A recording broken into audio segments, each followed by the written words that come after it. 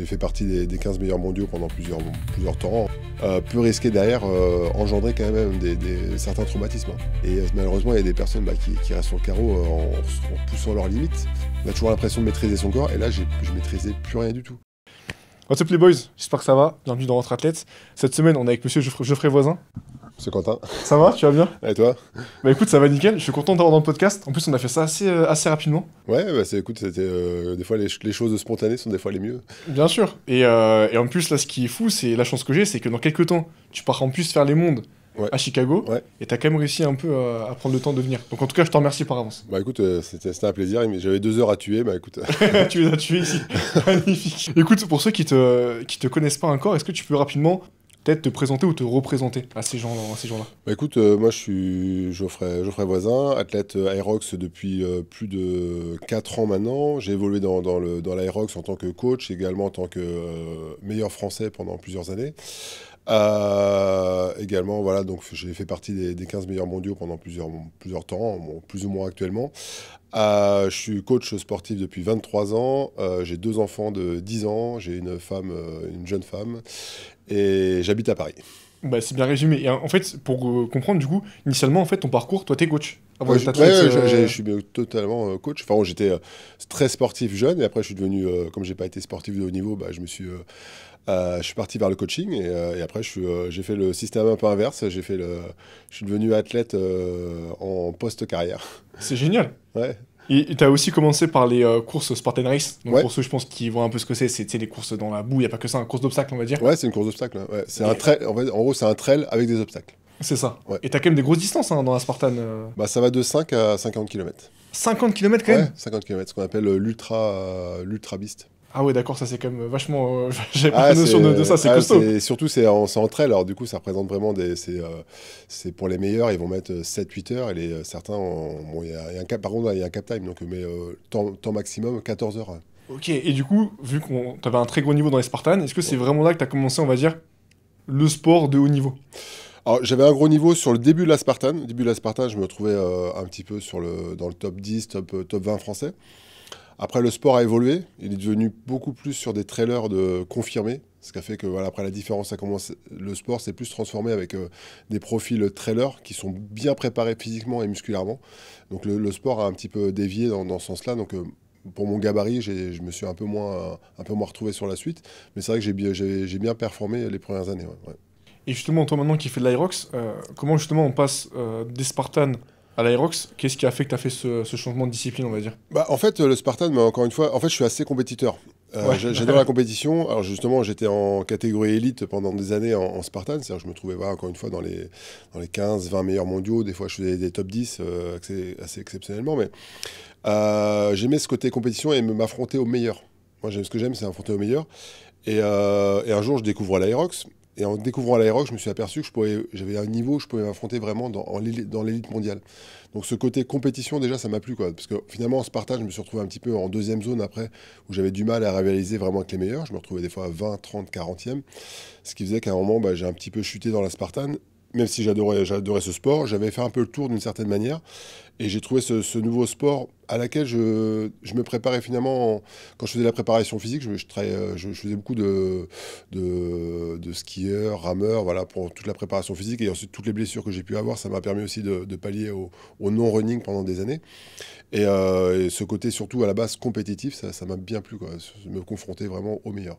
Et surtout en me disant, voilà, le sport était nouveau, il y avait encore plein de choses à faire. Et je pense que même le feeling du sport, j'ai adoré. Ouais. En plus, ce qu'il y a, c'est que ça, l'Aerox, c'est nouveau. Et comme tu dis, dans tous les sports nouveaux, bah forcément, si tu as un passif de sportif, parce qu'on rappelle, t'es pas arrivé comme ça à l'Aerox, les mains dans le dos, comme moi, je pourrais arriver les mains, tu vois. T'es arrivé avec un bon niveau à l'Aerox parce que t'avais tout le passif sportif avant. Oui, mais après, voilà, j'ai le passif de la Spartan et j'ai surtout... j'étais sportif depuis que je suis gamin. Je m'entraînais, je veux dire, d'une manière... Je m'entraînais presque comme un... Bon, pas spécifiquement dans un sport, mais presque un professionnel, parce que je m'entraînais tous les jours depuis que je suis gamin. J'ai l'impression de m'entraîner tous les jours, que ça soit dans une association, dans un club, ou même avec les copains. Le sport était toujours autour de l'activité, quoi. Aux grandes dames de mes parents, à laquelle je ne travaillais pas à l'école. Bah, c'est sûr. Parce que tu dis, c'est important et c'est intéressant parce que souvent on parle de sportifs de haut niveau, mais t'en as qui ne le sont pas, on va dire, dans les termes, tu vois, écrits. Mais par contre, t'en as qui s'entraînent tout comme Et de plus en plus, tu vois ça. Et c'est intéressant que tu dis ça parce que c'est ce qui t'amène après, du coup, plus tard, au haut niveau. Et comme tu as dit, le sport et même un physique, ça se bâtit sur une vie. Et ce qui fait que tu en es là aujourd'hui, c'est parce que tu t'es entraîné depuis longtemps. Oui, non, c'est clair, c'est pas le fait du hasard. Je suis arrivé, voilà, c'est le fait je pense, des années d'entraînement, après d'un certain, entre un mental assez costaud, on va dire. Et non, c'est clair. Et si on revient justement sur l'Aerox, le sport que tu pratiques actuellement, pour ceux qui le découvrent, parce que je pense que tout le monde a entendu parler de ça, peut-être qu'il y en a qui vont te dire, ouais, peut-être que c'est un sport voilà, de course, ils n'ont pas forcément tout compris. Ouais. Est-ce que tu peux rapidement réexpliquer comment ça se passe et les règles rapides? Alors l'Aerox, on va dire simplement, c'est 8 km de course avec 8 épreuves, donc tout intercoupé. Donc ça veut dire qu'il y a 1000 mètres, une épreuve, x 8. Donc ça fait 8 km et 8 épreuves différentes. Et les épreuves, c'est quoi? On va faire court, mais c'est en gros du ski. Alors les épreuves, c'est des épreuves, on va appeler ça...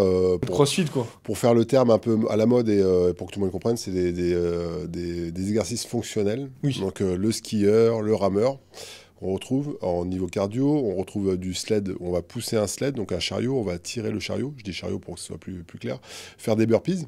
Sauf qu'au lieu de sauter vers le haut, on va sauter vers l'avant. Et ça tue. C'est le plus cardio, ouais. On pourra en discuter. Et ensuite, farmer carry, on porte deux poids, on fait des fentes en avançant, on doit faire 100 mètres en avançant. Et la dernière épreuve, c'est un peu l'épreuve mythique de l'Aerox, c'est les fameuses 100 wall balls. Les fameux 100 wall ball, il y en a d'ailleurs même qui sont des défis de le faire one shot, quoi, sans s'arrêter. Unbroken, ce qu'on appelle unbroken. T'as déjà réussi à faire ça, unbroken? Parce que c'est chaud quand même. En fait, je suis assez bon pour les wall balls. Okay. C'est vrai que le wall ball, c'est un peu ma spécialité, quoi.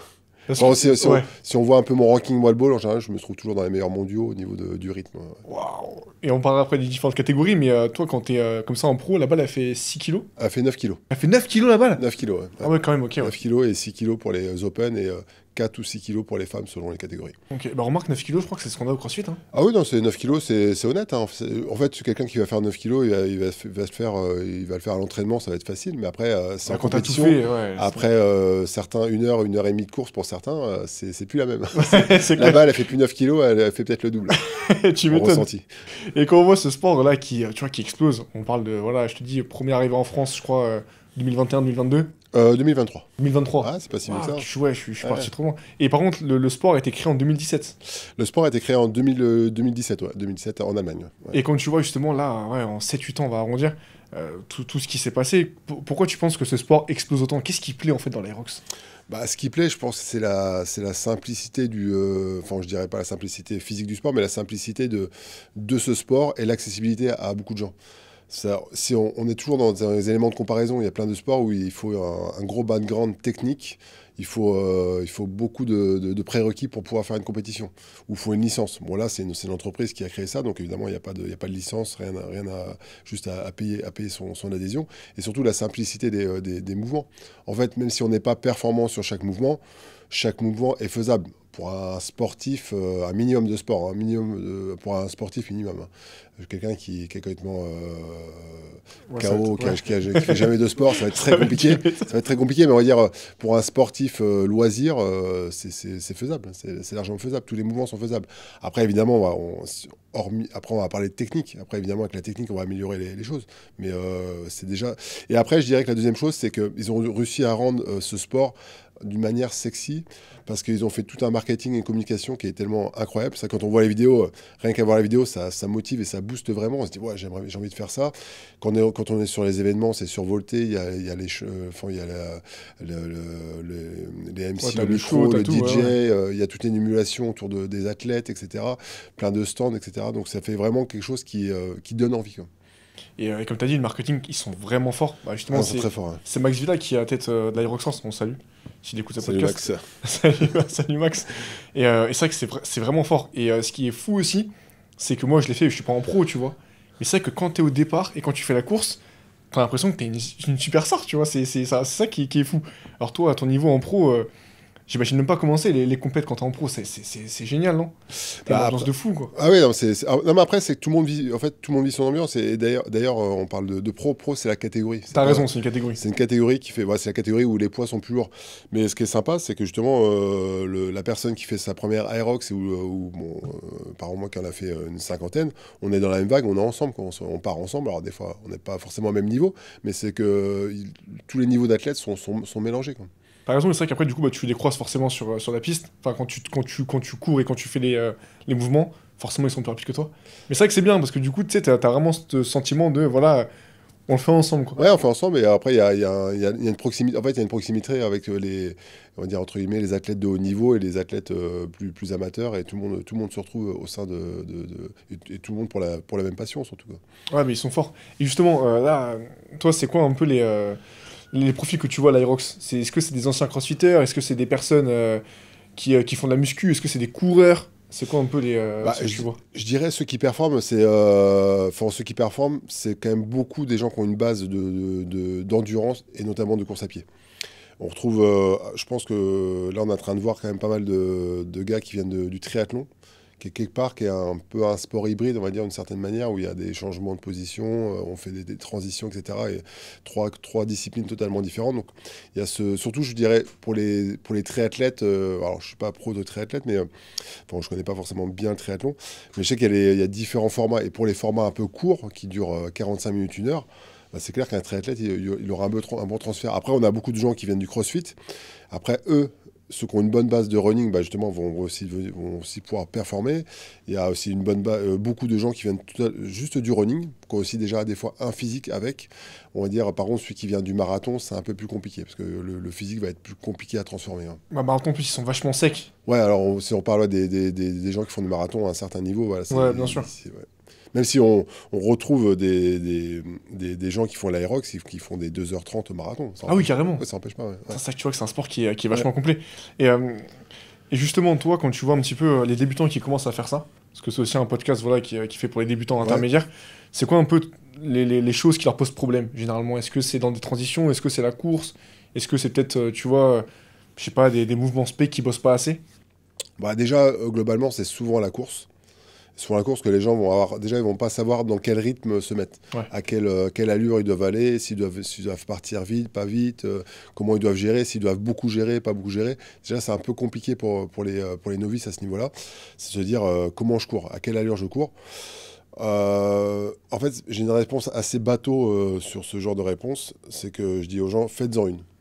Ouais, faut tester, de toute façon. Faut faire la première, et quand on a fait une première, on peut débriefer. C'est là qu'on peut vraiment débriefer. Parce que c'est toujours dur de dire aux gens, va à telle allure. Bon, après, on dit aux débutants, voilà, écoute, tu pars avec précaution, et si tu le sens bien, au fur et à mesure, tu vas mettre plus de rythme.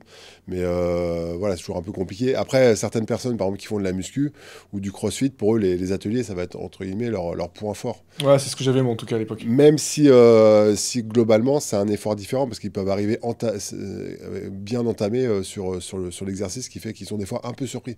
Ça, des fois, on entend beaucoup de gens, oh, pour moi, c'est facile, ça, je te fais ton sled, je te le fais, je connais, je le fais facilement. Mais quand ils arrivent dans une situation où ils ont déjà 15 minutes d'entraînement dans les jambes, et le cardio est bien haut, c'est plus la même. Ouais, je suis d'accord, c'est ce que j'ai eu. Le sport. Ouais, c'est ce que j'ai eu, tu vois, je suis arrivé au sled, même le ski erg, alors que le ski, on en fait tout le temps au CrossFit, tu vois. Je suis arrivé au ski, franchement, alors que j'étais en double, hein. Alors, j'ai pris une cartouche d'entrée, et après, tu sais, quand tu cours, et que tu reviens au sled, au début, tu le pousses, et après, du coup, tu recours, après, tu reviens et tu le tires. Là, le sled pull, du coup, quand tu le tires, moi où j'étais bête, c'est qu'en fait, je suis parti, voilà, comme un bourrin, et tu sais, je tirais qu'avec les bras. Ouais, En fait, tu vois les vidéos, tu sais, je suis comme ça en avant, et je tire qu'avec les bras, les gens, ils sont dû se dire, mais il est malade, ce mec. Mais, et justement, tu parles de ça. Comment, en vrai, on peut savoir si on est prêt à faire un Aerox? Alors déjà, si on est prêt, c'est que on est déjà un sportif, un sportif au moins qui s'entraîne à 2 à 3 fois par semaine. Déjà un sportif qui s'entraîne 2 à 3 fois par semaine, on va pouvoir dire, voilà, toi, après, je parle pas des pathologies, hein, Oui, bien sûr. si quelqu'un est en forme, sur certaines formes, il fait 2-3 fois. Il fait, je sais pas, il court 1 fois, 2 fois par semaine, il fait 1 fois, 2 fois par semaine de la musculation. On va dire, toi, tu peux faire un aérox, c'est sûr. Mais après, ce qui pourrait être prêt, bah, tu vas dire, par contre, pendant 8 semaines, il va falloir se préparer spécifiquement pour pouvoir le faire. Même si tout le monde, il y a plein de gens qui pourront le faire au talent, entre guillemets. Mais après, bon, on cherche pas non plus à subir complètement la course et à terminer la course dans un état qui fait qu'on peut risquer. Alors, les blessures, en général, il y a très peu de blessures pendant la course.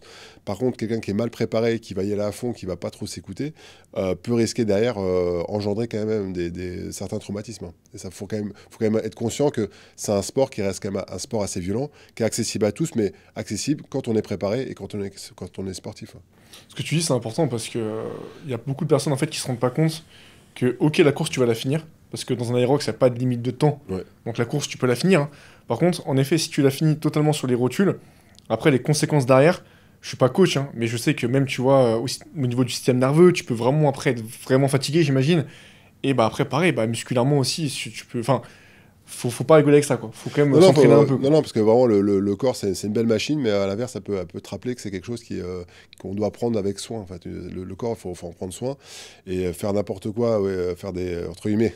Alors peut-être qu'à 20 ans, ça passe, 30 ans, mais à un certain âge, je veux dire, attention à ce genre de choses. Préparez-vous quand même à minima, en fonction de cet objectif. Si son objectif c'est juste de finir, bah, on va pas se préparer comme un guerrier, mais on va se préparer d'une manière cohérente. On va dire. Faut se préparer en cohérence avec son objectif. Est-ce que tu veux faire? Et moi, j'ai quand même repéré 2 profils types, on va dire, qui se lancent à l'Aerox récemment. T'as raison, il y a le triathlon qui arrive depuis quelques temps, mais sinon, c'était quand même beaucoup les coureurs ou les crossfitters. Justement, si on prend par exemple les crossfitters, qu'est-ce que tu leur conseillerais peut-être de bosser qui sous-estiment peut-être? Peut-être que c'est la course à pied. Bon, après, maintenant, je pense que les crossfitters qui s'y mettent vraiment sont un petit peu...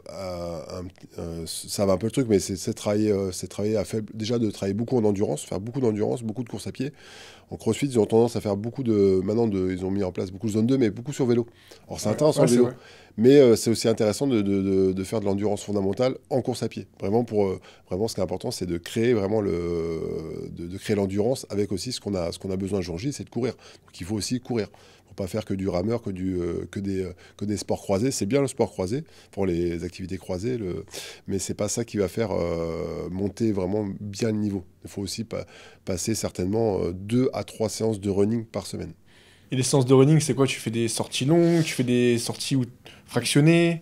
Alors après, d'une manière optimum, si on veut faire simple, faudrait s'il y avait 3 séances de running, ça serait une séance, une sortie longue, plutôt un fractionné court, type travail de VMA, et un fractionné, on va dire, au seuil. On va travailler sur des allures plutôt presque aérox, sur des temps de soutien entre 4 et 8 minutes. Après, voilà, avec une progression, etc. Mais c'est un peu ça l'idée, d'avoir un intervalle long, intervalle court, et au moins une sortie longue. Et après, si on veut commencer à empiler un peu plus, on va plutôt rajouter, c'est là qu'on rajoute plutôt des sorties longues, prendre des endurances fondamentales. On va pas chercher non plus à mettre trop d'intensité de running dans la semaine. Donc déjà, si on met 2 grosses séances de qualité dans la semaine, comme intervalle court, intervalle long, c'est déjà quand même bien costaud. Si on les fait bien comme il faut, c'est déjà cool.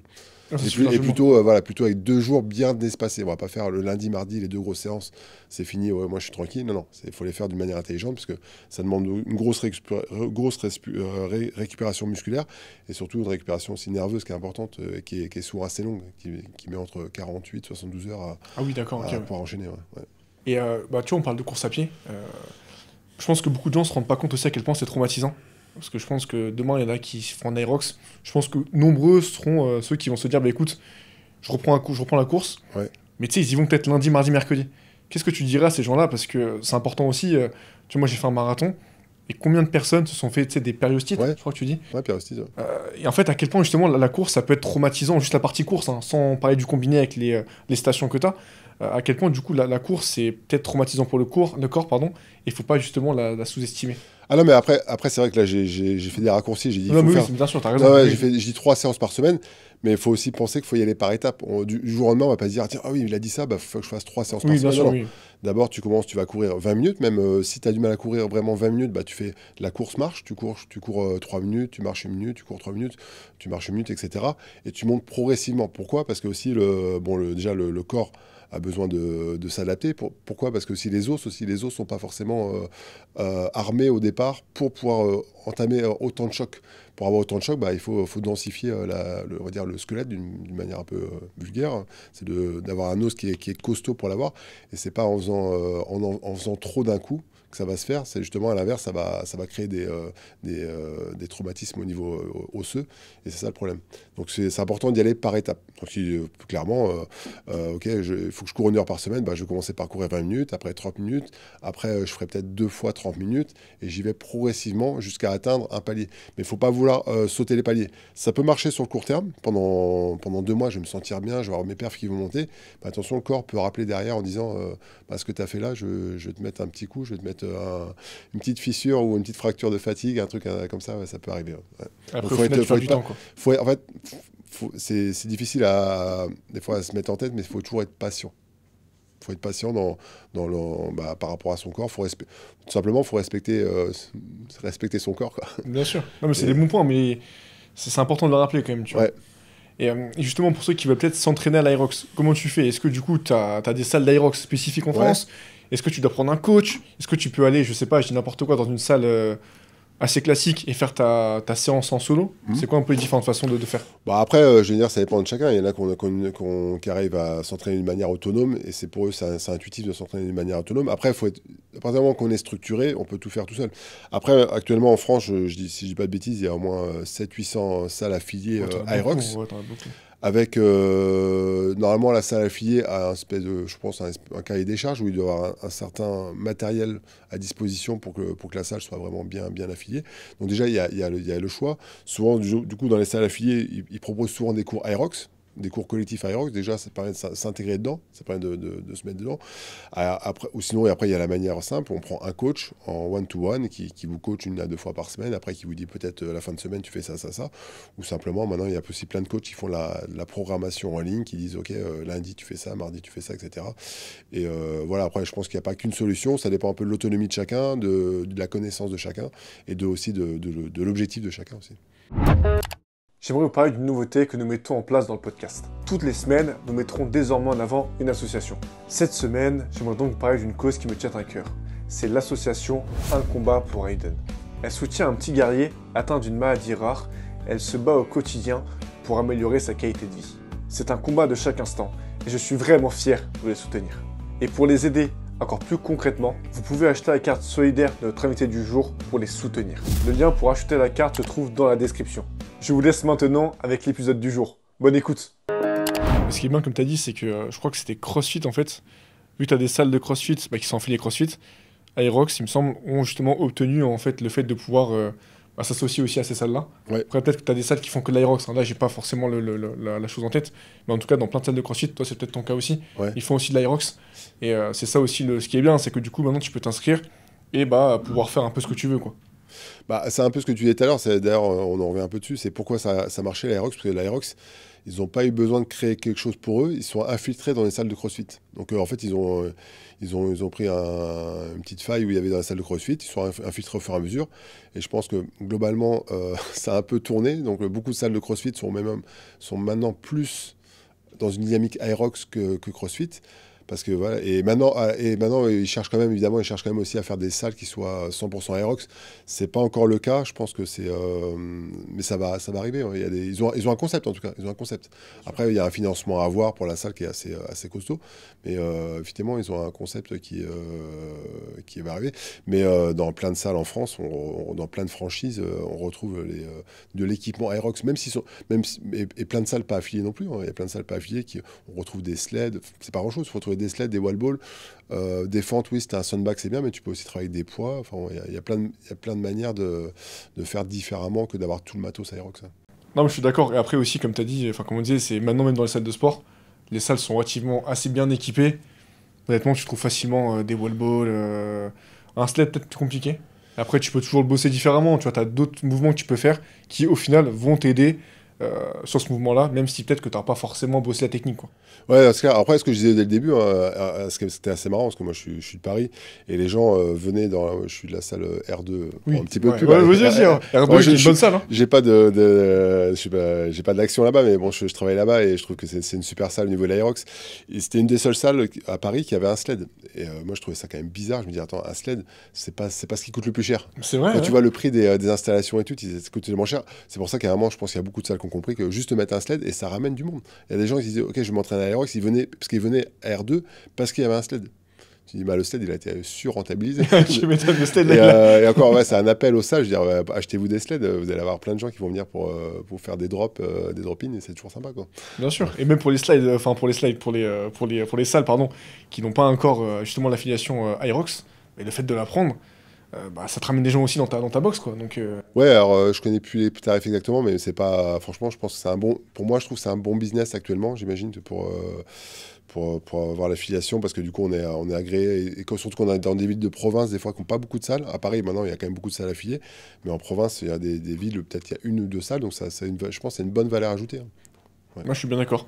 Et justement, toi qui, là, si on parle plus toi et peut-être du haut niveau, toi qui as une compète là à Chicago, c'est quoi, c'est mi-juin? C'est mi-juin. Enfin, l'événement, c'est entre le 12 et 15 juin. Ah, donc tu vois, ça arrive bientôt.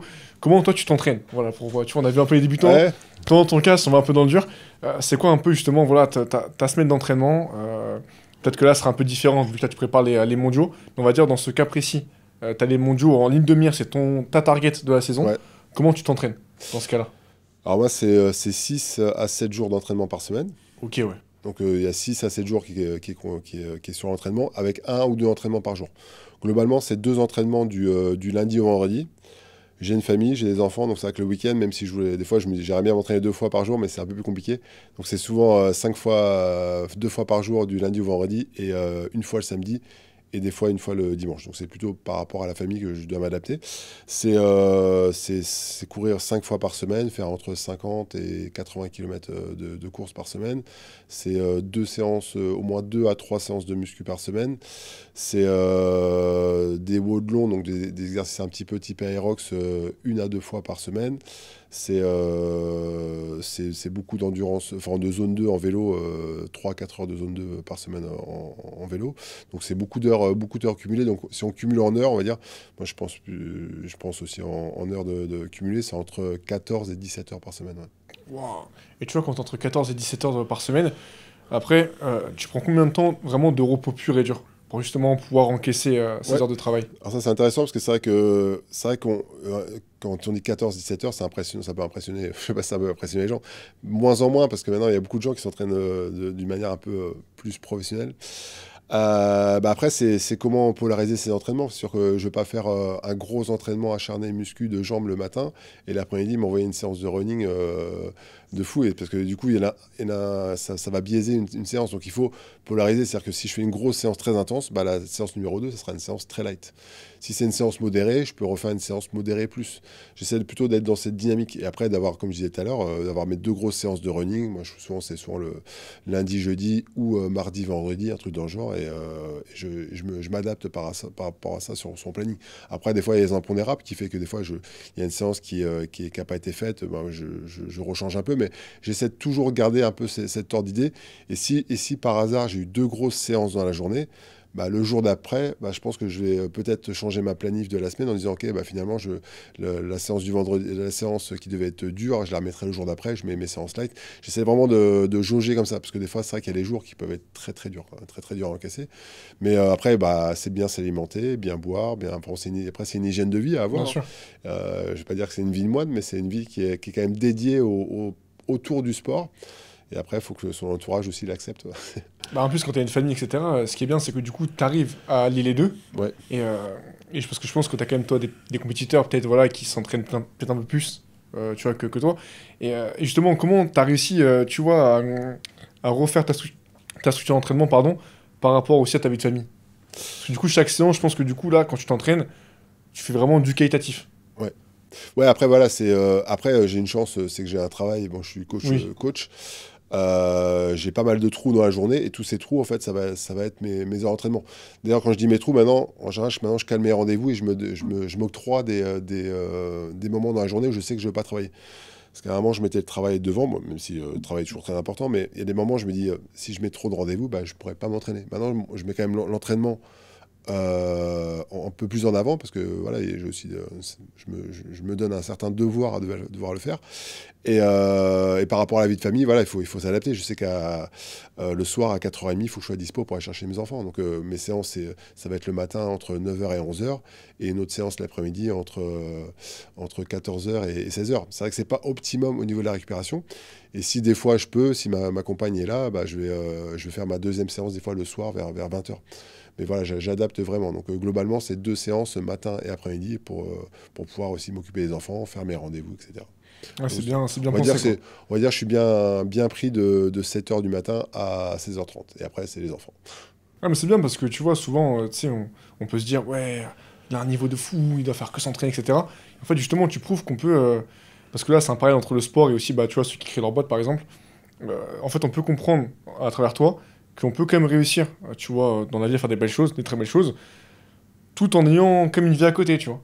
Et ça, c'est quelque chose, je trouve, qu'on met de plus en plus en avant. Parce que, tu sais, avant, on mettait souvent, voilà, le fait de, faut que tu travailles, tu te réveilles à 7h, tu dors à 23h, et en fait, limite, t'as plus de vie. Et j'aime bien, tu vois, justement, avoir des personnes qui ont des parcours un peu comme toi, et qui montrent bah, que tu peux continuer à vivre, tu vois, à côté, tout en faisant. Mais c'est important, tu vois. Ah oui, c'est important. Après, c'est vrai que, bon, si on parle de ça, c'est vrai qu'il y a des fois certaines charges, certaines choses que je fais que, du coup, des fois, je prends du retard sur certaines choses. Et des fois, je me dis, oh, putain, j'ai un peu procrastiné sur ça, bah, il va falloir que je mette un coup de fouet pour attraper plein de choses. Bah, tu m'étonnes. Et justement, est-ce que ça t'arrive, toi, en tant que, on peut dire sportif de niveau, quand même, à ton niveau, d'avoir la flemme? Est-ce que parfois t'as la flemme, je sais pas, de t'entraîner? Ou est-ce que tu dis non, quand même, je peux pas avoir la flemme. Là, j'ai cet objectif dans un mois, faut que j'y aille. Ah non, mais la flemme, ça arrive presque tous les jours. Ouais, parce qu'il faut quand même s'envoyer Non, des mais séances, hein. non, j'exagère un peu, mais faut pas attendre la motivation pour aller s'entraîner. Quand on dit pas, tiens, c'est bon, je suis motivé, j'y vais. Non, non. Si je suis motivé, je vais m'entraîner 4 fois par semaine. Ah ouais, Il y aura d'accord, 4 ok. fois, tu sais, ce moment où des fois, tu as un espèce d'influx d'énergie, tu dis, ouais, je me Ouais. sens trop bien, j'ai envie de faire du sport, là, j'ai besoin de m'extérioriser. Bah, on n'a pas le temps d'attendre ce moment-là. Si on attend ce moment-là, il n'y aura pas assez de séances dans la semaine. Donc oui, après, c'est plus une rigueur et une routine à mettre en place. Il y a même pas trop, faut pas trop.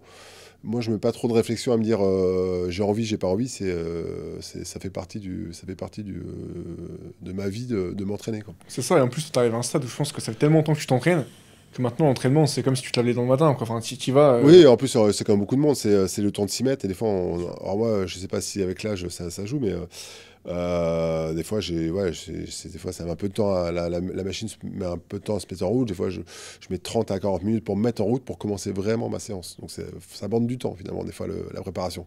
Et encore moins quand on est un peu comme on disait, un peu la flemme. Parce que tu dis, c'est un très bon point, t'as raison de parler un peu de l'échauffement. Ça, c'est un point, bon, je fais une grosse aparté, mais j'en parle pas souvent dans le podcast. Euh, Est-ce que l'échauffement, ça va dépendre souvent des gens? Peut-être qu'il y a différents facteurs, tu vois, qui vont entrer, comme je sais pas, peut-être le niveau de, j'ai n'importe quoi, peut-être l'âge, etc. Toi, quelle place justement t'accordes à l'important, à l'échauffement, pardon, et est-ce que cette place que t'accordes à l'échauffement, tu l'as peut-être fait évoluer avec le temps? Est-ce que peut-être plus jeune, tu vois, parfois moi ça m'arrive, hein, tu vois, à 25 ans, c'est pas bien, hein, mais je prends ma paire de chaussures et j'y vais directement, tu vois, sans forcément faire un peu d'activation. Toi, comment ça évolue au fil du temps, ça? Ouais, bah, j'ai quand même senti que j'ai besoin d'un moment en fait pour que le corps se mette un peu en route. Et de toute façon, l'échauffement, tout le monde en a besoin. Après, ça va être plus ou moins d'échauffement. Chacun va pouvoir adapter son échauffement à soi-même, à sa physiologie, à plein de choses. Mais dans tous les cas, on va dire, même si oui, évidemment à 20-25 ans, des fois on se dit ouais, je pars direct, ça passe. Ça passe, et à un moment, on sent qu'on a de besoin de plus en plus, même si à 25 ans, on aura aussi besoin, mais on le ressent moins. Et avec l'âge, je pense qu'on ressent plus en plus le besoin d'avoir cette mise en route qui doit être un peu plus longue. Mais effectivement, pour moi, c'est essentiel et c'est un moment où tu te retrouves avec toi-même, tu penses, voilà, t'es dans ton début. Mais c'est vrai que des fois, je dis ça, mais des fois, j'ai des séances qui vont durer 1 heure, 1 heure et quart avec l'échauffement, mais j'ai que 1 heure. Donc l'échauffement va être un peu biaisé. Si j'ai un truc à biaiser, bah, ça va être souvent l'échauffement.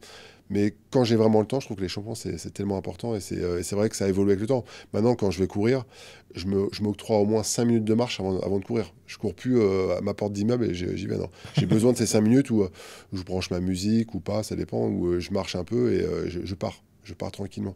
Et comme le retour au calme. Pareil, j'ai C'est ce besoin que d'un j'allais moment. dire. Et Ouais. à l'inverse, je reviens courir, j'aime bien me prendre 5 minutes où je vais marcher. Pas arriver direct en sueur et continuer à dégouliner parce que je me suis arrêté d'un coup. Mais tu sais que ce truc-là, il est important aussi, le retour au calme. Et moi, c'est au CrossFit que j'ai appris ça. Souvent, après une séance, tu sais, soit en salon, enfin, il y a plein de trucs qu'on fait. Mais tu sais, vraiment, on se détend. Et, euh, et c'est vrai que, bah, tu vois, quand tu vas à la salle de muscu, par exemple, moi, quand je suis en campagne et que du coup, je mets ma voiture, c'est vrai que souvent, si t'as pas fait ce retour en calme, tu sais, t'es dans ta voiture et tu sais, t'es comme ça. Tu sais, tu conduis, mais t'es comme un fou, tu vois. Et c'est important aussi de faire ce retour au calme pour après, bah, pouvoir, voilà, faire tout redescendre et continuer, ta vie, quoi. Ouais, alors moi, par exemple, mon problème, c'est que je transpire beaucoup et si je m'arrête d'un coup et je fais autre chose, je vais continuer à transpirer longtemps. Ouais, je suis comme Et à toi. certains, j'ai remarqué que ça va être le côté un peu hyper nerveux. Ils vont rester hyper nerveux, hyper dans le truc. Tu leur parles, ça va être des piles. Et chacun a un petit peu sa manière de voir manière d'être, qui fait que je pense que dans tous les cas, on a tous besoin d'un moment d'un petit sas de décompression après une séance pour se sentir bien. En plus, et c'est aussi prendre le temps d'avoir apprécié la séance qu'on a faite. Et ça, c'est important. Ouais, carrément. C'est vrai, quand on finit sa séance, on speed, machin, on n'a pas eu le temps d'avoir ces petites doses qui nous fait qu'on est bien pendant quelques instants. Alors, des fois, je vois des gens, justement, dans les séances de CrossFit, ils sont donnés à fond, ils sont par terre, et on se met à leur place, en fait. C'est parce que en plus, c'est les moments où t'es bien, quoi. Ah ouais, Quelqu'un d'extérieur, il dirait, mais t'es fou, qu'est-ce que t'as fait? Alors que le mec est dedans, il est super content, il est heureux, quoi, d'avoir. Et c'est la dose d'endorphine, de bien dopamine, je sais sûr. pas trop quoi, mais voilà. Non, mais c'est clair. Et bah, souvent, tu vois, quand on parle de course à pied ou de sport comme ça, on parle d'étirement en fin de séance. Ouais. Et dessus, j'entends tous les sons contraires. Est-ce que toi, c'est quelque chose que tu recommandes de s'étirer en fin de séance? Par exemple, je sais pas, t'as fait de la course à pied, parce que Ouais. c'est souvent là aussi qu'on parle de ça. Est-ce que tu conseillerais de s'étirer une fois que t'as couru, par exemple? Ou c'est pas forcément optimal? Alors moi déjà, j'ai jamais été très, très bon en physiologie, je me suis toujours intéressé à la physiologie, mais jamais très bon. Mais ce que je constate moi sur le terrain, c'est que je pense que les étirements sont pas néfastes après l'entraînement. Ça dépend ce qu'on appelle étirement. Si on appelle assouplissement, à chercher un gros étirement, tirer fort sur la jambe pour s'étirer, là ça va pas être bon parce que du coup on a entre guillemets le sport a fait créé des petites déchirures musculaires au niveau du muscle et on va allonger les déchirures et c'est pas forcément bon. Par contre, remettre un peu de posture et de tension musculaire, je dirais plutôt, c'est enlever les tensions musculaires qu'on a, un étirement doux. Pour moi, je pense pas qu'il y ait de problème. Et je trouve que certains ont le besoin de le faire. Et s'il y a le besoin, je verrais pas pourquoi il faudrait s'empêcher de le faire. Après, je conseillerais pas de faire une séance pour faire le grand écart derrière, évidemment. Mais des grosses séances d'étirement en dehors des séances, mais des séances un petit peu de. Après la séance, on prend 5-10 minutes à faire des légers étirements. Pour moi, c'est plutôt des remises en tension, ce que je pourrais appeler, même si encore une fois, je suis pas très bon physio et peut-être que je dis des bêtises, mais pour moi, c'est une espèce de bien-être qu'il peut y avoir pour certaines personnes, si la personne ressent le besoin. Ah, mais c'est des bons points parce que c'est vrai que moi j'ai un peu le truc de. Et je pense que c'était l'étirement poussé, tu vois, l'étirement comme tu dis pour faire le grand écart. Là, forcément, tu vas te claquer. Enfin, je vois pas comment ça Ouais, peut être bénéfique, tu vois. Et même, tu vois, si on va plus loin que l'entraînement, je trouve que, tu vois, là, on parle d'assouplissement, etc. Est-ce que tu conseillerais peut-être même aux gens, tu vois, qui font pas forcément beaucoup de sport, je sais pas, tu sais, le matin, peut-être de s'étirer, de prendre un peu le temps, tu vois, pour faire un peu de cette mobilité. Je sais que nous, en CrossFit, take go wood, tu vois, ouais, ils ont ouais. tout ça, les mecs. Est-ce que tu conseillerais même de le faire, tu sais, pour la santé? Parce qu'on voit souvent, les gens, même moi, tu vois, je suis un peu affalé dans ma chaise, je suis pas forcément hyper droit. Tu sais, les gens, quand ils se lèvent, tu sais, ils se lèvent avec le dos courbé. Voilà, est-ce que ça pourrait peut-être aider juste pour une vie déjà plus saine? Ah bah, je suis totalement d'accord avec ce genre de. Même si moi je l'applique pas pour moi, j'aimerais pouvoir l'appliquer, mais je l'ai toujours pas appliqué pour moi. Je fais quelques travails de mobilité, mais pour moi c'est un axe d'amélioration d'ailleurs dans mon activité physique. Et c'est peut-être plusieurs podcasts que j'ai dit, donc je vais commencer à arrêter de le dire. Mais non, non, c'est hyper important, c'est hyper important. D'ailleurs, en fait, on le ressent quand on se fait des 2-3 mobilités de hanches, de dos, on va tirer, on va se sentir mais mieux respirer, mieux dans son corps, on va ressentir une espèce de gain d'énergie qui est hyper intéressant, surtout le matin, quoi. Et les gens vont voir la phrase bateau, c'est vrai que les chats s'étirent le matin, on les voit s'étirer. Ouais, c'est vrai. Le dos rond, on dit, c'est vrai qu'on le fait, des fois, ça fait du bien, quoi. Ouais. Et on prend pas le temps de le faire. Et non, pour moi, c'est à faire sans modération, quoi. On pourrait en faire, je pense, beaucoup. Ah, mais je suis bien Beaucoup. d'accord. Bah, moi, avant, je le faisais matin et soir. Tu sais, Voilà. je faisais Mais encore une fois, 5-5. quand on parle de mobilité, on parle pas d'assouplissement. Ah oui. On cherche pas à avoir le grand écart ou avoir la meilleure souplesse possible. Alors évidemment, indirectement, ça va nous apporter une souplesse, surtout si la personne est raide. Mais c'est pas ça vraiment absolument qu'on recherche. Après, ça dépend, parce qu'en haltéro, quand je vois, il faut quand même de la certaine souplesse d'épaule. Donc là, on va chercher à assouplir. Mais globalement, juste retrouver de la mobilité pour se sentir bien dans son corps, je trouve ça super important. Et d'ailleurs, je me le note à moi-même. Ok. Ouais. Parce que, non, mais en plus, tu parlais de GoWed, ils m'ont gentiment offert un abonnement que je n'ai pas encore beaucoup utilisé. Les GOAT, c'est pas mal, hein. Ah, non, mais j'ai regardé les vidéos, mais je ne l'ai pas utilisé. Mais c'est super ce qu'ils font. Ce qu'ils font et c'est assez simple parce que tu as juste à regarder une vidéo ou des. Ouais, c'est ça. En fait, tu fais en même temps que t'as un moyen de frein. Ouais, t'as une vidéo, c'est ça. Ouais, Et ouais. du coup, il fait l'exercice, t'as le temps qui se décompte. C'est pas En mal plus, fait. tu veux dire quel matériel tu as sur toi. Ouais. Ouais. Ouais, c'est pas mal ça que tu peux choisir aussi. Mais, et tu vois, ce qui est bien, c'est que bah, même pour après, du coup, si tu le transposes au sport, ce qui est fou, c'est que moi, en faisant ça, après, dans les woods, je me fatiguais peut-être parfois moins, tu vois, parce que du coup, bah, quand parfois t'as un manque de souplesse, tu parles de l'haltéro. Ouais, bien À sûr. moi, le snatch, c'était un truc de fou. J'étais incapable, tu sais, de faire un snatch où tu descends vraiment en full squat. Mais en fait, à force de le faire, bah, du coup, tu vois qu'en wood, bah, vu que du coup, t'es un peu plus mobile, tu te fatigues moins. Et ça, c'est quelque chose qui est vraiment, tu vois, ultra jouissif, quoi.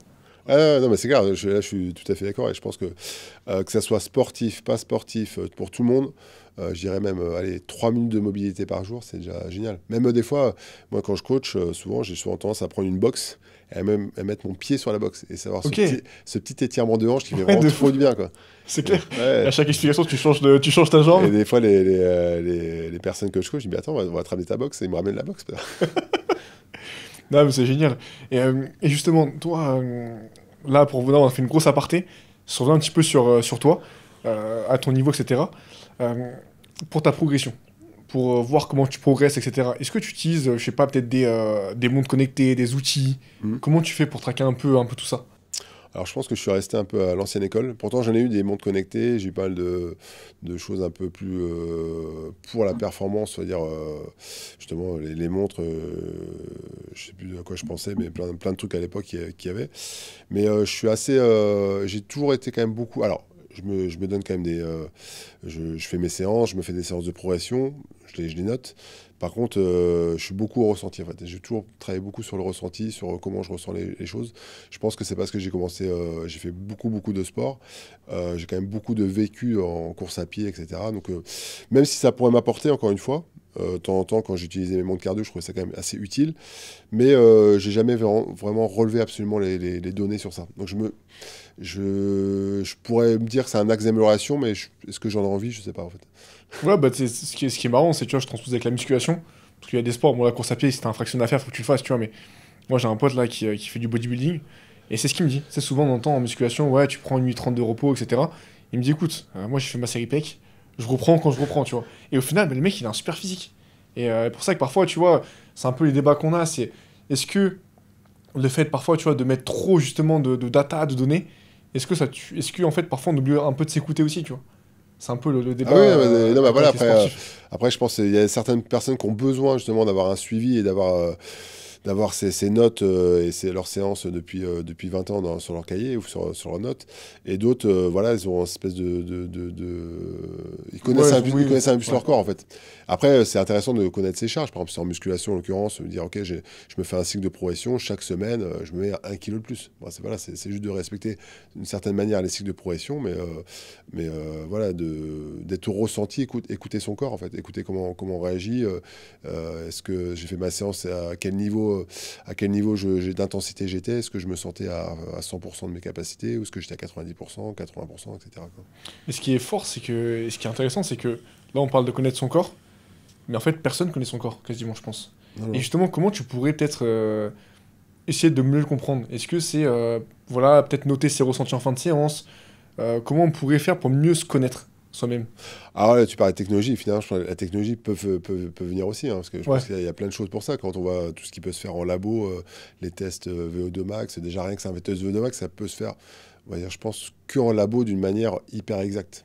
Euh, Je pense déjà, voilà, et évidemment de prendre toutes ces données, tout plein de choses. Après, je pense comme tu dis, on peut prendre toutes les données du monde.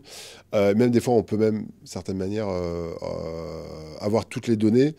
Et des fois, c'est des données au moment T. Et finalement, ça va pas être forcément toujours exact. Donc même je dirais, la science, c'est peut-être pas forcément toujours bien exact.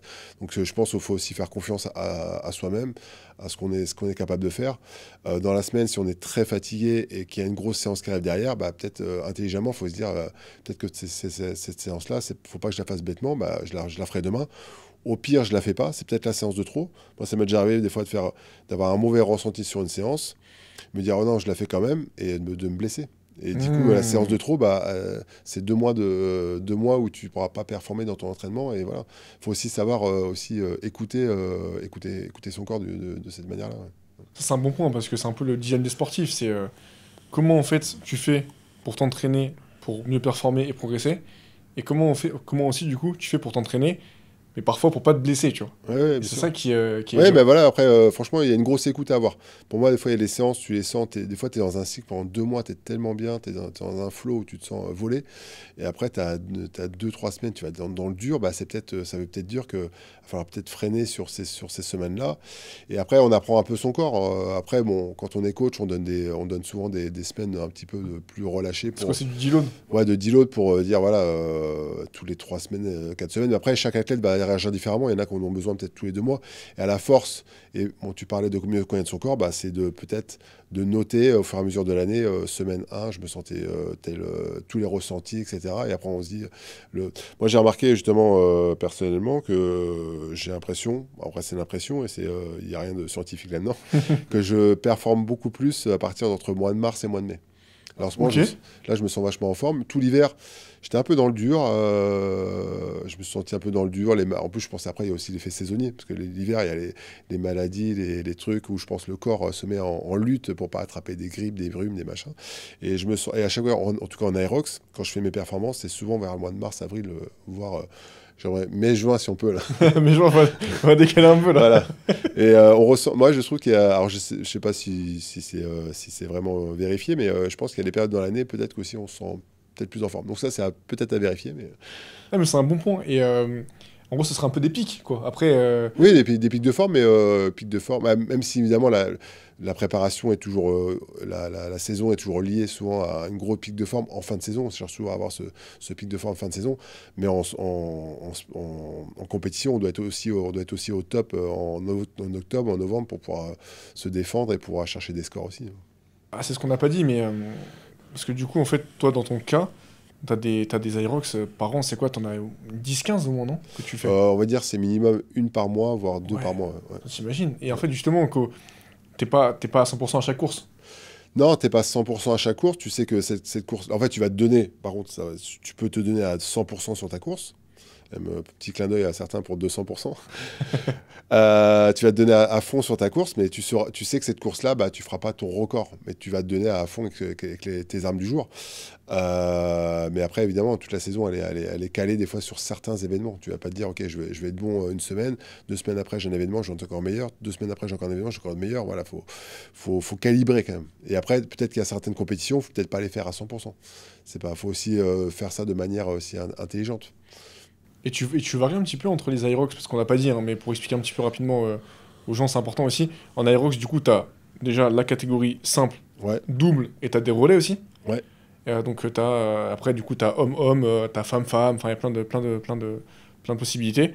Tu peux vraiment tout faire, c'est impressionnant. Et après, t'as catégorie, c'est quoi? C'est open et pro. Open et pro. En fait, il y a 2 catégories de poids. C'est soit tu es en catégorie poids avec des poids légers, enfin pas son poids à soi, mais les poids sont légers, ou les poids sont plus lourds. Donc les charges sont plus lourdes. Il y a 2 catégories. Et après, effectivement, il y a les catégories double, voire relais. Mais c'est vrai que j'alterne aussi avec du double. Et double, je trouve ça super cool parce que déjà, c'est une émulation à deux. Ça permet aussi de se pousser mutuellement. En plus, j'ai des partenaires qui sont vraiment. Actuellement, j'ai 2 partenaires, une partenaire femme, donc Isabelle Crémer, D'accord, ok, qui est ouais. la meilleure femme actuellement en France. Et cette année, on a tenté l'élite 15 en double avec Guillaume Levoix, qui est un super coureur. D'ailleurs, il m'a bien mis à l'amende sur la course, parce qu'il est vraiment meilleur que moi en course. Donc c'était ça qui était assez sympa, parce que finalement avec Isabelle, bon, j'ai le monopole sur la course, parce que j'ai ce côté de courir un peu plus vite. Mais bon, on arrive vraiment à bien se coordonner, parce qu'elle a vraiment un gros niveau. Et avec Guillaume, j'ai vécu, je pense que peut-être ce que Isabelle vit quand je suis avec elle. Vraiment être dans le rouge-rouge. Voilà. Et ça qui est sympa, voilà. Et du coup, et alterner justement entre des courses en solo, des courses en double, ça permet aussi de varier aussi l'effort et de ne pas avoir le même effort. Et aussi sur la performance, et c'est sympa aussi, parce qu'on arrive aussi à performer en double. Et en plus, quand t'es en double, j'imagine que tu peux aussi peut-être bosser, j'en sais rien. Tu te dis, vas-y, écoute, les wall balls, je voudrais essayer d'en faire plus. Peut-être que là, bah, vu que t'es en double, tu peux te dire, bah, écoute, peut-être essayer de faire un max de wall ball. Voilà, tu vois, tu peux peut-être bosser différemment après, aussi. la stratégie est totalement différente. On est dans, je vais pas dire, pas deux sports, mais deux disciplines différentes. C'est vraiment deux disciplines différentes. Ça peut être deux physiques un petit peu différents. Des entraînements, s'il y en a un qui spécialise vraiment sur le double, on peut avoir des entraînements totalement différents. Plus d'intervalle training où ça va être vraiment des séquences très courtes et très, très rapides. Alors que le solo, bah, c'est toute une gestion d'effort à avoir. Donc c'est vraiment deux disciplines différentes, même si évidemment ceux qui sont en solo sont généralement très forts aussi en double. Mais tu as là certains en aéro qui sont spécialisés justement dans le double et qui sont très très forts parce qu'ils sont, je pense, qu'ils sont bien complémentaires aussi. Ouais. Ah, moi, en double, j'avais eu Maxime Krantz. Je sais pas si tu vois qui c'est. Ouais, bien sûr, Maxime est avec Arthur. Ouais. J'ai eu Maxime et du coup, lui, il est gros focus en double. Et c'était intéressant de voir voilà, comment il gérait, etc. Les deux, tu vois. C'est un bon gars, Maxime. D'ailleurs, je te salue si t'écoutes le podcast. Et, salut Maxime. Salut et Maxime. Arthur. Et Arthur aussi, bah oui. Ouais. Arthur, je connais pas, mais d'accord. Mais on salue aussi Arthur, bien sûr. C'est moi, je suis mal élevé, pardon, excuse-moi. Qu'est-ce que je veux dire? Oui, bah, du coup, demain, c'est une question classique. Si demain, t'as un débutant, c'est son premier Aerox. Ouais. Qu'est-ce que tu lui conseillerais? Est-ce qu'il devrait le faire en double, en solo, en relais?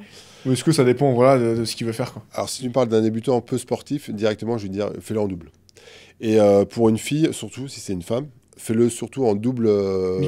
Non, pas mixte, justement. D'accord, ok. Non, parce que on va revenir dessus. Ah, bah oui, t'as raison, c'est les charges hommes. Ouais, parce que du coup, en double mixte, les filles ont les charges hommes. Ça, c'est hyper compliqué. Ouais. Ou les charges pro-femmes. Donc, si c'est une fille qui a un peu peur des charges et tout, vaut mieux qu'elle se mette avec une autre fille de son niveau. Que de mettre en mix. Donc, et si c'est un homme, il peut se mettre avec une femme qui a un certain niveau.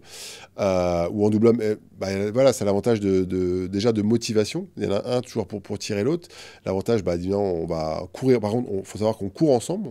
La course se fait ensemble et les épreuves sont partagées de la manière qu'on veut. Dans l'extrême, il y en a un qui peut tout faire et l'autre rien faire. Donc il y a ce côté stratégique et sympa parce qu'on se dit, ok, qui repart le premier, qui commence le premier, en fonction de la force de chacun, en fonction de qui est le meilleur coureur. Donc ça met toute une stratégie en place qui est intéressante. Après, si des fois, on voit, il y a beaucoup de copains qui font ça entre eux, ils partagent de la manière qu'ils veulent et ils sont juste là pour s'éclater et à passer un bon moment. C'est ça qui est sympa aussi à l'Aerox, on parlait de performance, mais on parle aussi on parle beaucoup de dépassement, mais on parle aussi beaucoup de communion et de communauté en fait. Il y a une grosse communauté qui fait que les gens se retrouvent, ils passent des moments, ils viennent à 2, à 3, à 4, à 10 et ils s'encouragent, ils se motivent. C'est génial, ouais. Et le soir, ils vont faire la fête ensemble. Bien sûr. Mais c'est ce que tu dis, c'est un très bon point. Et justement, ça reprend un petit peu le double, parce que je pense qu'il y a beaucoup qui le font en double. Ouais. C'est quoi, rapidement, parce que les strats, j'imagine que ça dépend de tes points forts, de ton relais, de ton partenaire, il y a plein de stratégies.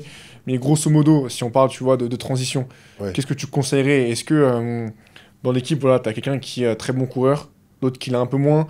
Est-ce que du coup, le très beau coureur, est-ce que c'est peut-être lui qui finit l'atelier? Comme ça, du coup, il peut enchaîner directement. C'est quoi un peu les stratégies de base? Les stratégies de base, si un meilleur coureur que l'autre, le meilleur coureur va, dans tous les cas, terminer l'épreuve. Pour pouvoir compenser le run du celui qui est un peu moins bon, parce que celui qui est moins bon va repartir plus fort. L'autre va peut-être être un peu dans le dur, celui qui court bien, et après il va vite le rattraper, ça va aller. Mais voilà, la stratégie de base, c'est de faire toujours terminer celui qui court le mieux l'atelier. Ouais. Est-ce que ça se travaille les transitions? Ah, ça se travaille. Ouais. Ça se travaille vraiment comme au triathlon, quoi. Ah ouais, mais nous, on a avec Guillaume, on a fait à Paris, on n'avait pas travaillé trop nos transitions, on a eu quelques bugs. Ouais. Ah, tu le ressens, ça on ressent, et même certaines stratégies qu'on n'avait pas mis en place, qu'on a vu après, où il y avait presque un moment. Quand on parle de performance, on parle de secondes. Et après, c'est ces petites secondes qu'on a l'impression de perdre, parce qu'une course, on peut la perdre à 2 secondes, 3 secondes, 4 secondes. Donc ça joue en général à pas grand-chose. Donc c'est ce cumul de détails qui est aussi important. Parce que en gros, on sait qu'on va être en forme, on sait qu'on va se donner à fond, mais ce qui va faire la différence, c'est les petits détails. un petit détail plus un petit détail, c'est peut-être 30 secondes à la fin de la course. Et peut-être que 30 secondes, c'est une qualification ou c'est un podium. Enfin, voilà. T'as raison, parce que c'est vrai que les transitions, ouais, t'as 8 épreuves. Ouais. Ça va vite, hein. Ah oui, ça va très très vite. C'est plein de... Même, voilà, il y a plein de petits détails. C'est hyper important de le mettre en place. Quand on commence la première fois, on n'y réfléchit même pas. Mais au fur et à mesure, les gens, en général, les gens prennent goût au truc. Et au bout d'un moment, ils se font des stratégies. D'ailleurs, c'est sympa d'entendre les gens parler de ça des fois pendant des heures. Il faut leur plan, quoi. Ouais, il faut leur plan. C'est super, je trouve ça super. Est-ce que toi, tu parles avec ton partenaire? Est-ce que tu lui parles pendant la course ou est-ce que t'as ta stratégie et c'est tunnel vision Avec Guillaume, je parle pas trop. Parce qu'il me met dans le dur.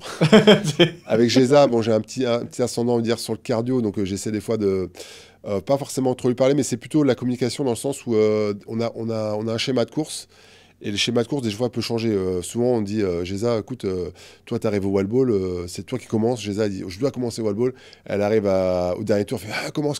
Je fais, ok. Ouais.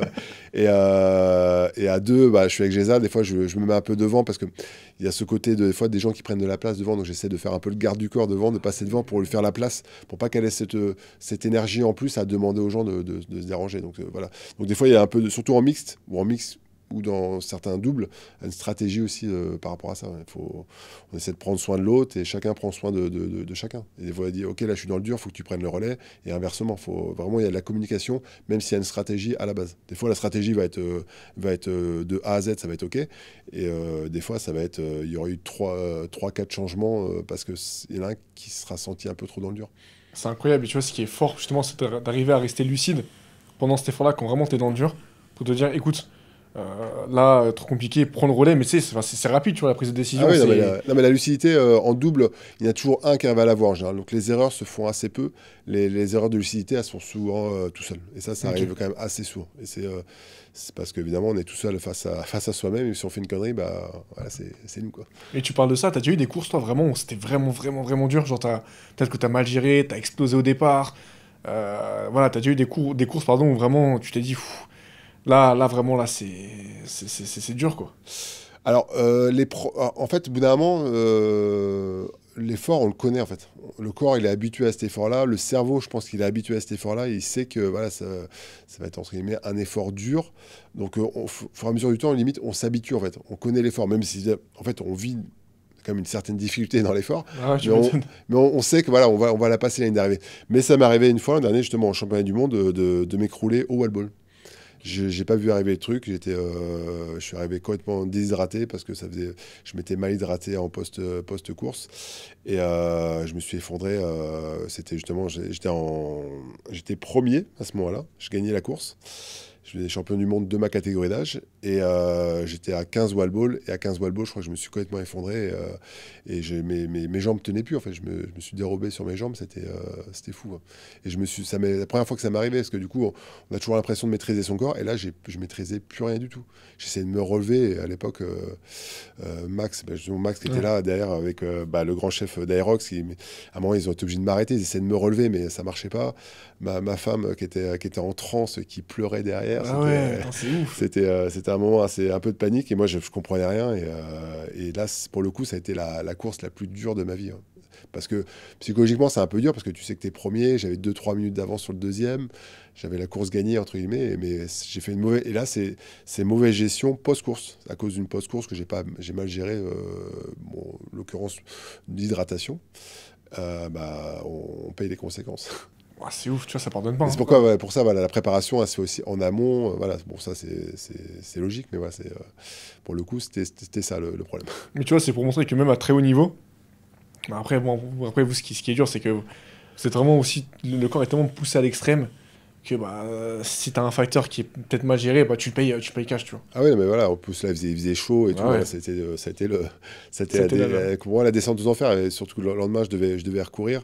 Ah oui, carrément. Et finalement, j'ai recouru, mais sur le coup, pour moi, le monde s'effondrait. Le patron d'Aerox, il me dit, ok, t'as fait une belle saison, c'est super ce que t'as fait, en disant, il me faisait un peu au revoir.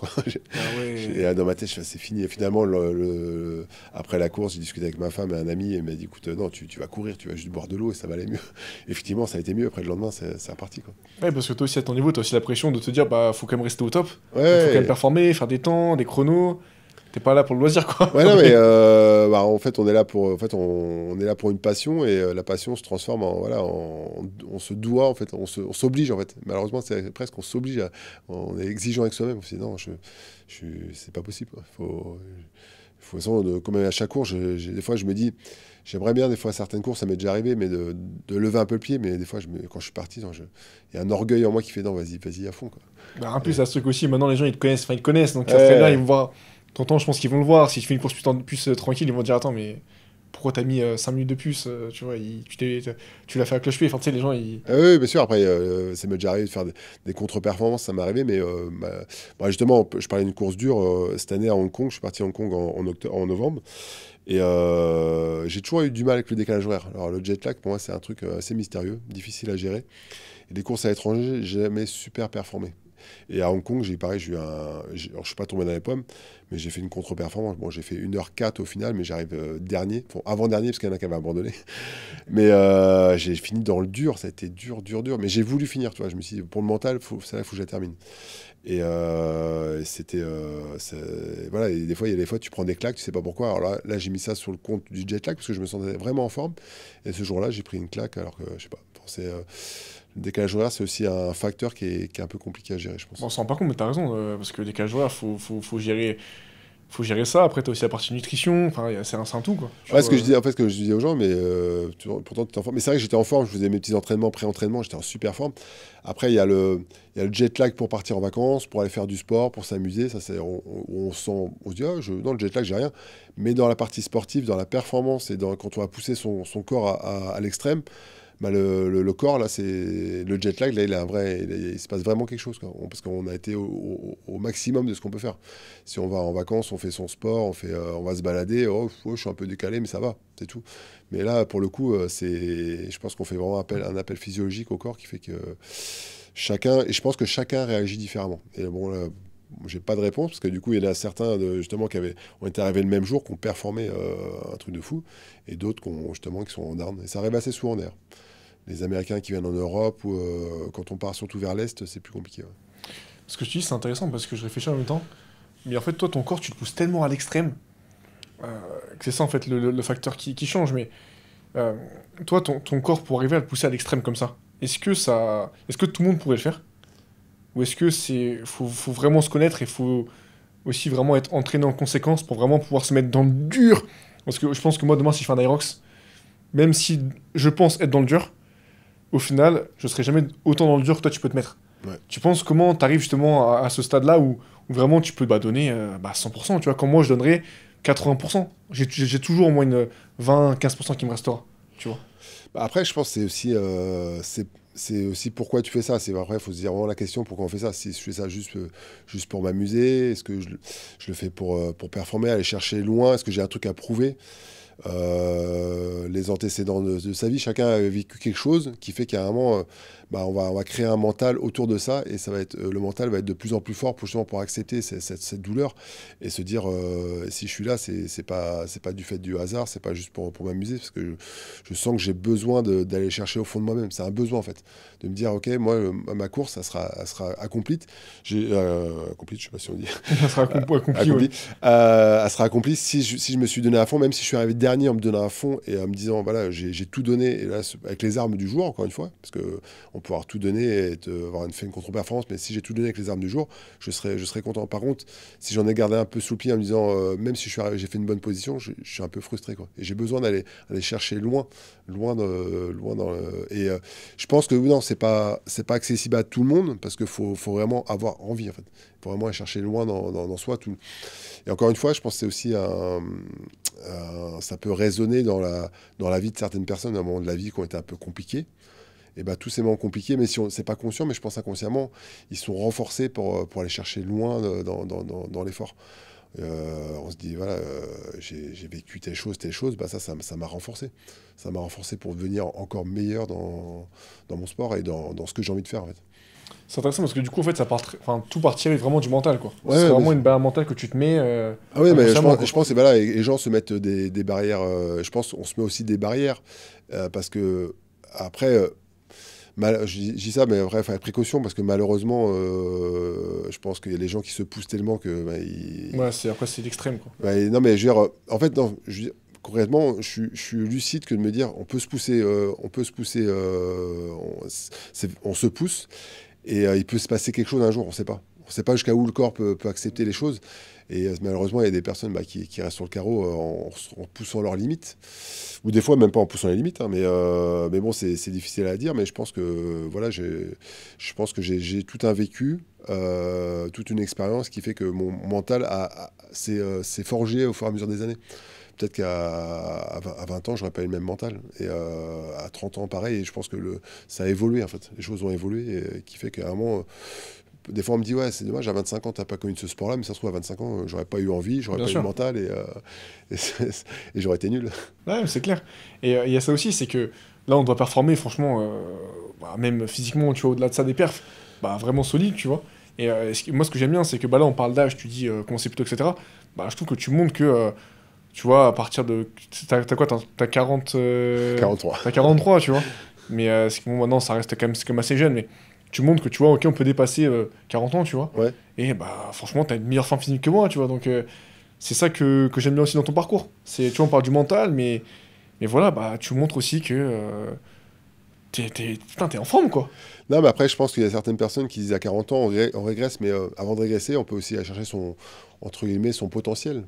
Et là, déjà, avant de régresser, tu peux déjà aller plus loin dans ton potentiel que commencer à régresser. Oui, c'est pour ça que je pense qu'à 40 ans, c'est pas une frontière, d'ailleurs, parce qu'on dit souvent 40 comme si c'était une frontière entre la trentaine et la quarantaine, enfin, entre la jeunesse et la fin de la jeunesse. Oui. Vraiment, ouais. Même si... Encore une fois, je pense qu'il y a plein de choses dans le corps qui fait que il y a le corps vieillit, évidemment, mais je pense, moi, je ne me mets pas de barrière à ce niveau-là. Vraiment, je me le suis mis à un moment en me disant, ouais, j'arrive à 40 ans, je vais profiter au maximum. Oui, je suis encore lucide de me dire que ça va pas durer 10 ans, c'est clair.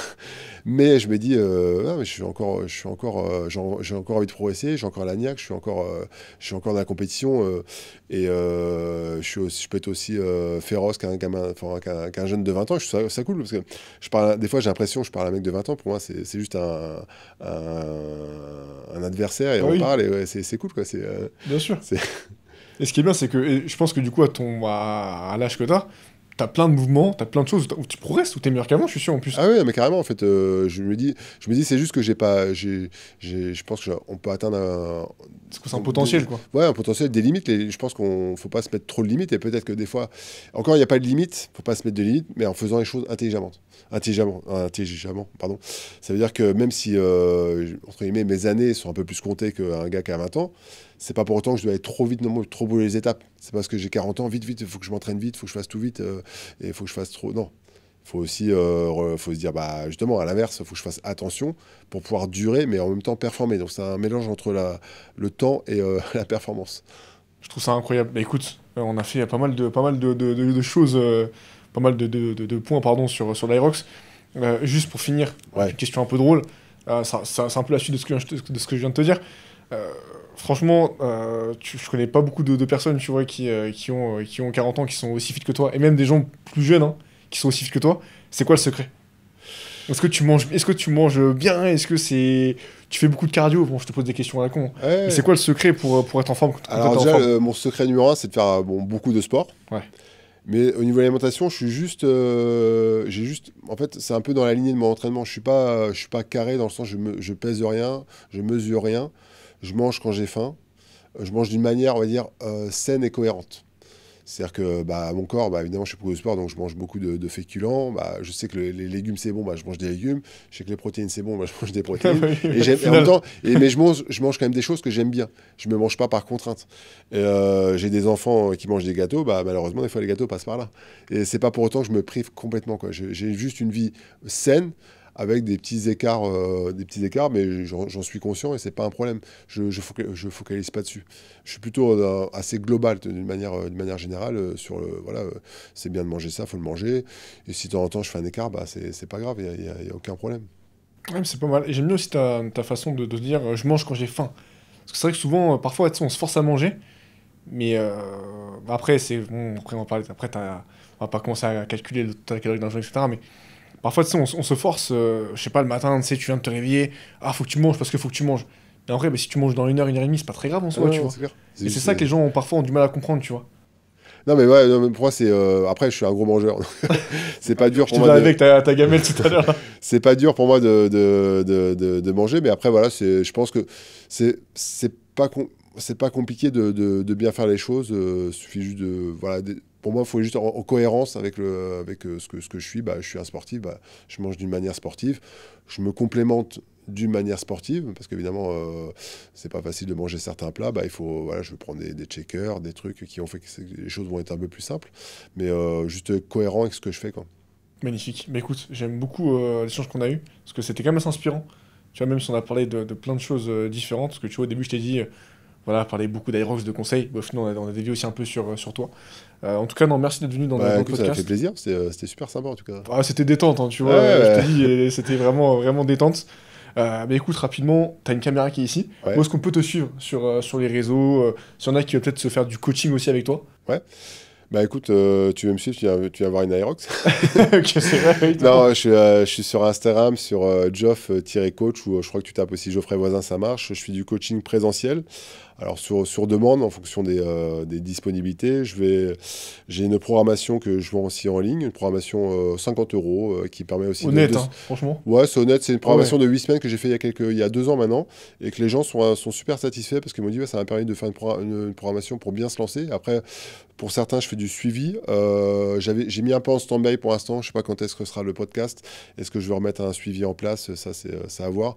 Mais il y a plein de projets qui vont se faire, en tout cas, suivez-moi sur Instagram, et je vous réponds si je peux répondre, parce que des fois, c'est que les gens te posent tellement de questions, que malheureusement, j'en suis presque désolé, des fois, je prends pas le temps toujours de répondre à tout le monde, mais Bah, t'as une vie aussi, enfin, c'est comme ça, tu vois, c'est... ouais, et encore une fois, le temps va vite, et on a du mal à tout gérer en même temps. Et les réseaux, c'est pas forcément mon fort, j'aime bien ça, mais c'est pas quelque chose qui fait que.